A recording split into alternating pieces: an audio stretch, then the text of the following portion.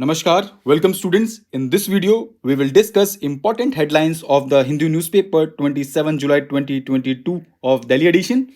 Our first important headline is, can promises of irrational poll freebies be curbed? Supreme Court asks government. It is available on page number 1 related to paper 2 Polity and Governance section. In this article, we have to know about the freebies, arguments in favor of freebies, problems with freebies and suggest ways to address them. तो recently क्या हुआ कि Supreme Court has asked the center to find out from the Finance Commission whether there is a way to curb political parties from promising and distributing irrational freebies during the election campaign. तो freebies क्या होती हैं कि you have seen कि political parties promise to offer electricity, water supply, monthly allowances to unemployed daily wage workers and women, as well as gadgets like laptops, smartphones, etc. in order to secure the vote of people. So all these are called freebies. अगर हम arguments in favor of freebies की बात करें तो there are some examples which show that some expenditure outlays do have overall benefits such as public distribution system, employment guarantee schemes, support to education, enhanced outlays for health, particularly during the pandemic. Right? कुछ problems हैं freebies के साथ. It is a blatant financial irregularity that amounts to bribing voters using public money solely for gaining advantage in electoral politics. Freebies serve even those who are capable of managing on their own at the cost of those who cannot pay for their own. This promotes inequality. Freebies may even trigger non-compliance amongst the taxpayers and eventually lead to lower revenue. अगर हम future prospects की बात करें तो the judicious and sensible offering of freebies that can be easily accommodated in the state's budget do not much harm and can be leveraged if needed. Finance Commission should recommend a ban to freebies. Right? Our next important headline is Karnataka High Court notice to center on Twitter plea challenging blocking, available on page number 4 related to paper 3 internal security. In this article, we have to know what is the legality behind blocking content, Twitter's petition and way ahead. Recently, High Court of Karnataka ordered an issue of notice to central government on petition filed by microblogging platform Twitter challenging the legality of series of blocking orders issued by authorities under the provisions of Information Technology Act 2000, either to block Twitter accounts or identified content of the accounts. अगर हम background की बात करें तो Twitter moved the Karnataka High Court against the Ministry of Electronics and Information Technology content blocking orders under the Section 69A Information Technology Act 2000. अगर हम Section 69A की बात करें तो Section 69A of the IT Act 2000 allows the center to issue blocking orders to social media intermediaries in interest of sovereignty, integrity of India, defense of India, security of state, friendly relations with foreign state, or public order, or for preventing incitement to the commission of any cognizable offense relating to above. अगर हम future prospects या way ahead की बात करें तो there is a need to create a code on regulation of social media which may consolidate the provisions of different regulatory acts and enable constructive freedom of speech. Right? Our next important headline is rare flight of Antarctic's light-mantled Albatross to Tamil Nadu intrigues researchers. Available on page number 4 related to paper 3 environment section. In this article, what is important for us to know about light-mantled Albatross? तो अगर हम light-mantled Albatross की बात करें तो with broad pelagic habits, it maintains a circumpolar distribution in Southern Ocean. It breeds on several sub-Antarctic islands. It is listed as near threatened species by International Union for Conservation of Nature. Right? Our next important headline is whose GDP is it anyway? Available on page number 6 related to paper 3 economy section. In this article, we have to know what is the significance and impact of GDP growth for the common person. So before understanding this, we should know what is GDP. GDP measures the monetary value of goods and services produced within the country's borders in a given time period, usually a quarter or a year. Economists can use GDP to determine whether an economy is growing or experiencing a recession. Investors can use GDP to make investment decisions. Right? अगर हम major focused areas this article की बात करें तो it talks about it says that average person's primary and perhaps sole concern about the economy is the income they can earn. It is well documented that for several years The single most important demand of people in India is job, specifically a high quality formal sector job that ensures dignity of work, good income, job security. It is then apparent that GDP growth matters to the average Indian only if it can generate good quality jobs and income for them. But correlation between the formal sector jobs and GDP growth has weakened considerably. Ostensibly high GDP growth now does not necessarily mean more jobs and income for people. Hence, GDP growth does not impact common person today as much as it perhaps it did 4 decades ago. GDP growth may be an important economic measure, but it is becoming increasingly irrelevant as political measures since it impacts only select few and not the vast majority. This divorce of GDP growth and jobs is both reflection of the changed nature of contemporary economic development with emphasis on capital driven efficiency at the cost of labor and GDP being an inadequate measure. The excessive obsession over GDP growth by policymakers and politicians can be unhealthy and dangerous in democracy. Therefore, it is time for India's political leaders, especially those in opposition, to not be drawn into facile quibbles over GDP growth every quarter and instead clamor for overall of India's economic performance measurement framework to reflect what truly matters to the common person, right? Our next important headline is a path to global connectivity, available on page number 7 related to paper 3 science and technology part. In this article, we have to know what are the benefits of integrating terrestrial 5G networks with LEO satellite networks, challenges need to be addressed, government efforts, and what lies ahead.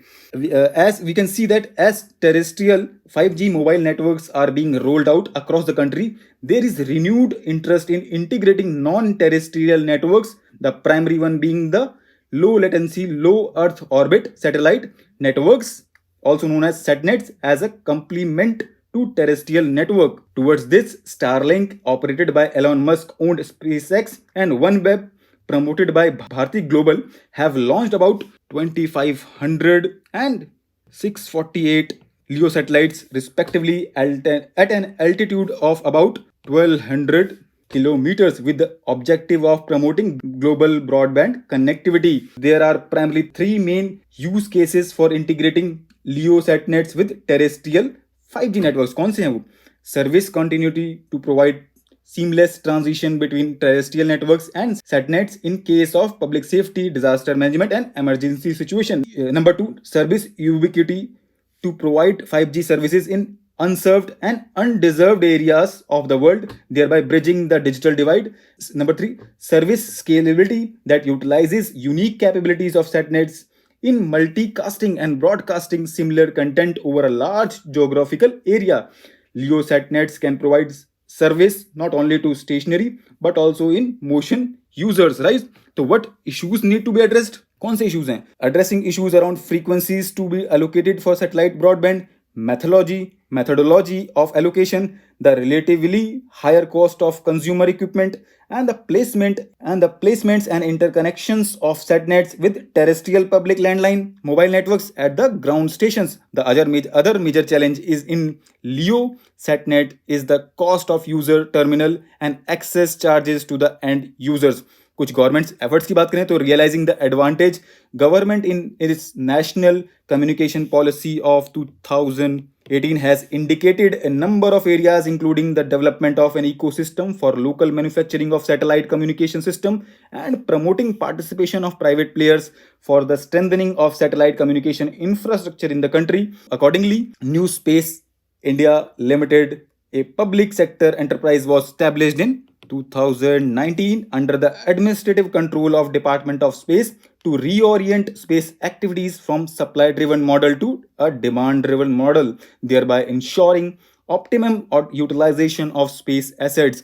Department of Space also established in 2020 a new regulatory body named as Indian National Space Promotion and Authorization Center, also known as InSpace. InSpace is intended to promote level playing field for private companies to use Indian space infrastructure to promote, guide, and private industries in space activities through encouraging policies and friendly regulatory environment. All these, along with the proposed revisions to satellite communication policy of the government, will provide required flip to LEO satnets to become an integral part of communication infrastructure of the country, right?